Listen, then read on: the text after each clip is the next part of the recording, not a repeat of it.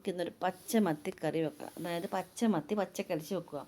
അതായത് പച്ച തേങ്ങായും പിന്നെ അതായത് നല്ല കുറച്ച് മുളക് പൊടിയും ഒരല്പം മല്ലിപ്പൊടി, ഒരു മഞ്ഞൾപ്പൊടി, പിന്നെ ഒരു ശകലം ചുവന്നുള്ളി കൂടി ഇട്ട് നല്ല ഭംഗിയായിട്ട് തേങ്ങ അരച്ച് വെക്കണം. പിന്നെ മത്തി വൃത്തിയായിട്ട് വെട്ടി കഴുകി ഭംഗിയായിട്ട് ചുപ്പൊക്കെ ഇട്ട് കഴുകിയില്ലെങ്കിൽ മൊത്തം നെയ്യ് പോകത്തില്ല. ആ നെയ്യൊക്കെ പോക്കി വൃത്തിയായിട്ട് റെഡിയാക്കി വെക്കണം. ഞാൻ ചെറിയ മത്തിയായതുകൊണ്ട് കഷ്ണമാക്കുന്നില്ല, ഒന്നായിട്ടിട്ട് കറി വെക്കുവാണേ. കുറച്ച് കറിവേപ്പിലയും പച്ചമുളകൊക്കെ എടുത്ത് ചട്ടിക്കകത്തോട്ട് അരിഞ്ഞിട്ടതിന് ശേഷം ഇത് നമ്മുടെ റെഡിയാക്കി വെച്ചേക്കുന്ന നമ്മുടെ അരപ്പ് തേങ്ങ എല്ലാം കൂടെ അതിനകത്തോട്ട് ഒഴിച്ച് കുറച്ച് ഉപ്പും ഇട്ട് പിന്നെ പുളി നമ്മൾ ഇട്ട് വെച്ചിട്ടുണ്ട് നേരത്തെ കുടംപുളി, ആ കുടംപുളി ആവശ്യത്തിന് ഇട്ട് കൊടുക്കുക. ഇട്ട് കൊടുത്തിട്ട് ഉപ്പും ഇട്ട് വൃത്തിയായിട്ട് അടുപ്പത്തോട്ട് വെച്ച് കൊടുക്കുക. ആവശ്യത്തിന് വെള്ളമൊക്കെ ഒഴിച്ചിട്ട് അത് തിളയ്ക്കണം. തിളച്ചതിന് ശേഷം മാത്രം മതി നമ്മുടെ കഷ്ണം ഇടുന്നത്, അല്ലെങ്കിൽ കഷ്ണമെല്ലാം പൊടിഞ്ഞു പോകും. അതുകൊണ്ടാണ് നമ്മൾ ആദ്യമേ തിളച്ചതിന് ശേഷം കഷ്ണം ഇടുന്നത്.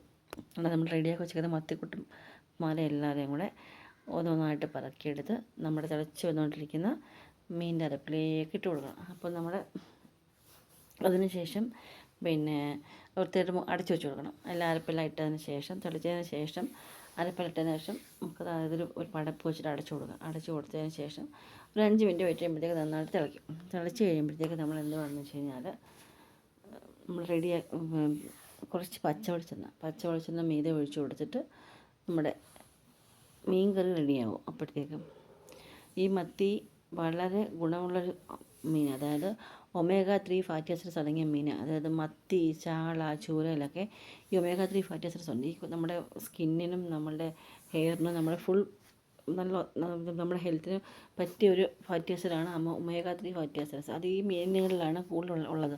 അതുകൊണ്ടാണ് നമ്മൾ ഈ മീനൊക്കെ കൂട്ടണമെന്ന് പറയുന്നത്. എല്ലാവരും ഈ മത്തി മേടിച്ച് തക്കാളിപ്പഴം ഇടാൻ മറന്നു പോയായിരുന്നു, ലാസ്റ്റ് എടുത്തിട്ടത്. എല്ലാവരും ഈ മത്തി മേടിച്ചിട്ട് ഇങ്ങനെ പച്ചക്കരച്ച് വെച്ച് നോക്കുക. ചീനിയുടെ കൂടെ ആയാലും ചക്കയുടെ കൂടെ ആണെങ്കിലും ചോറിൻ്റെ കൂടെ ആണെങ്കിലും എന്തിൻ്റെ കൂടെയും നമുക്ക് കഴിക്കാൻ പറ്റി നല്ല എളുപ്പത്തിൽ തയ്യാറാക്കാൻ പറ്റുന്ന നല്ലൊരു ഐറ്റമാണ് നമ്മുടെ മത്തി പച്ചക്കരച്ച് വെച്ചത്. അപ്പം ഈ കുടംപുളിക്ക് വരാൻ നമുക്ക് മാങ്ങയോ മുരിങ്ങയ്ക്കൊക്കെ ഉണ്ടെങ്കിൽ അതുകൊണ്ട് ഇട്ട് വെച്ച് കഴിഞ്ഞാൽ കുറച്ചും കൂടെ ടേസ്റ്റാണ്. ഇന്നെനിക്ക് മാങ്ങയും മുരിങ്ങയ്ക്കും ഇല്ലാത്തതുകൊണ്ട് ഞാൻ ഈ കുടംപുളി ഇട്ട് വെച്ചത്. ഇല്ല ഞാൻ മാങ്ങയൊക്കെ ഇട്ട് വെക്കത്തുള്ളൂ. എളുപ്പമുള്ളൊരു കറിയാണ്, ടേസ്റ്റുള്ളൊരു കറിയാണ്, നമുക്ക് ചീപ്പാട് കിട്ടുന്നത്. ഇഷ്ടപ്പെട്ടെങ്കിൽ ചാനൽ സബ്സ്ക്രൈബ് ചെയ്യുക. Okay, Tata, bye bye.